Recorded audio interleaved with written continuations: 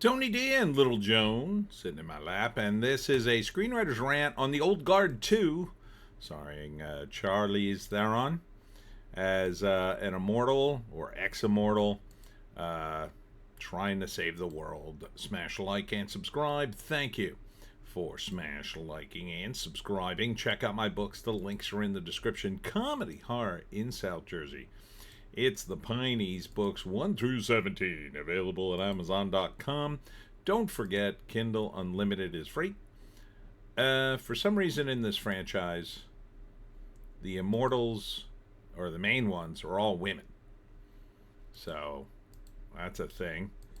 In the first movie, Charlize was the main character, and then she teaches the new immortal, who was also a woman, but I got the impression, and I never saw the movie, but I saw the trailer. I got the impression the first time that, she just happened to be the leader.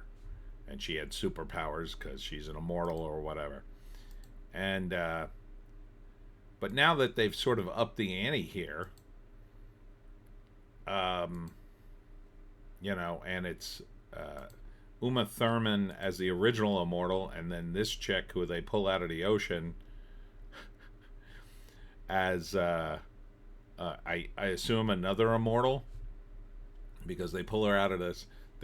She's trapped in this thing, and then they open it up, and she's free and alive. I assume they're all very old. But the weird thing is, unlike say Highlander, they're not flashing back to the past.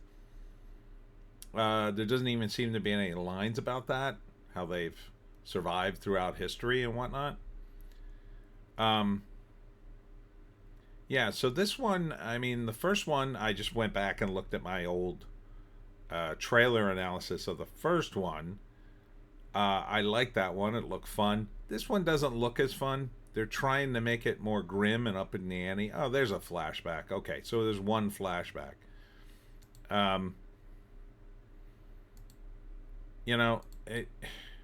think it's, now that I look at it now with all these female protagonists, I feel like this is female Highlander now. I didn't see it before, which is fine, I guess. But I don't know. This one doesn't seem to have the energy of the first one.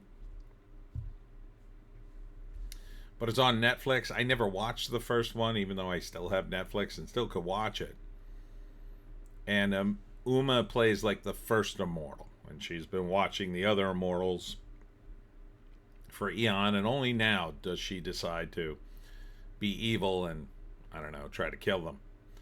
So that's what the movie's about. So first act, Charlize is still doing what she does as an immortal, or no longer an immortal, and she's still working with the girl from the first movie, and they find the other immortal who's been buried in the bottom of the ocean and free her. So I assume she is very evil, or looking for revenge, because Uma Thurman says something like, "You don't even protect your own kind. You're trying to save the world. Why don't you protect your own kind?" So she's talking about the immortals, and so that's why she wants to kill her, I guess. Seems underwhelming. Should be more epic, right? Like, it should be Ra's al Ghul level of epicness, because Ra's al Ghul's another one of those guys. He keeps coming back to life. He's lived for centuries. Like, that's the kind of, epic, world-spanning. I don't get that vibe from this. It just feels like the first one, kind of. And not as fun. It's like Uma Thurman's trying to be serious, and I just don't see her as much of a threat. Even though I did like Kill Bill, and I thought she was good in that. But that, she had the excuse of the sword and whatnot, and all the training she had done. Here it just feels like she's thrown in as a bad guy. And not really digging the vibe on this. Two women fighting. Actually, the girl that they pull off the bottom of the ocean, she seems a little bit evil. That kind of works. She's the martial artist, I think. But the fighting between Uma and Charlize, like Uma's body language seems all wrong in this. She seems slow. And I guess they're going to have it out. Charlize is trying, but not quite coming up to it. Like, this is the kind of movie I would expect the clips to be awesome sword fighting, flipping around, jumping off of stuff, doing, crazy stuff. I'm not really seeing it here. Charlize looks good. Uma looks okay. Looking a little older. That's but it doesn't, I don't know, there's some kind of intent. Am I missing something here? It feels like there's an intensity that's lacking in this movie that needs to be there to drive this. Like the ante has to go up, but the tone feels actually a little less than the first one. I know, Joe. I know. You okay? You gonna see this thing? All right. Joan's on my Netflix account. She's constantly using it. So yeah, I don't know. I still haven't seen the first one, so that gives you the kind of indication in terms of the excitement I have for this one. But let's take a look at the write-up. Here's the first one. Here's the new one. First one was 5 years ago. Kind of a long time, too. Andy leads immortal warriors against a powerful enemy threatening their group. They grapple with the resurfacing of a long-lost immortal, complicating their mission to safeguard humanity. Yeah, I mean, it seems to me that immortals would have, people who have been around for hundreds of years would have an elaborate kind of organization, because they would have started it like a millennium ago. So it would have been started at a time when there would have been, more fanfare about a group. So it doesn't seem like that exists in the movie. Like Highlander had a little bit of that, not even enough for me, but they weren't an organization. They were like kind of all individuals. Here you're talking about an organization that saves humanity. There's some flashback stuff, I guess. Director Victoria Mahoney. Writers Leandro Fernandez, Greg Rucka. Yeah, I think he did the comic. He was the guy who wrote the comic. And Sarah L. Walker.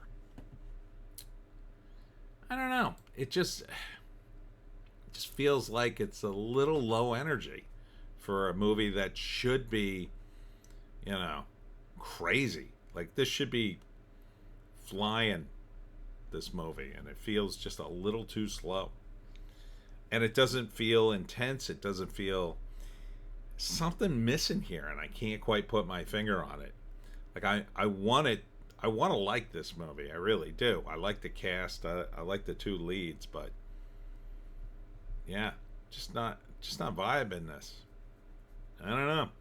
So anyway, the Old Guard 2 coming to Netflix July 2nd, and that's, I believe it's rated R. Yes. Rated R for adult situations. So, yeah, and I guess some of the other guys are immortals too. I don't know. Maybe because they hinged the entire movie on Charlize and Uma and not the characters. Right? I'm not feeling the characters. Like, this is the girl from the first movie, I think. The mortal that Charlize trains, and like in the first movie, it's okay that she wasn't a standout because she's like the new girl trying to get her footing, but she needs some sort of, I don't know, personality or something. It's not coming across in the trailer. So, right, Joan? Anyhow, that's it for me, Tony D. And Little Joan. Check us out on the green site, the orange site, and the black site for more videos. Unexpected Farm got rained out today, but I will be at Williamstown Craft Fair tomorrow, starting at 10 a.m., goes to about 3. And then on Sunday, the live stream starts at 7. Hope to see you there. We'll see you tomorrow.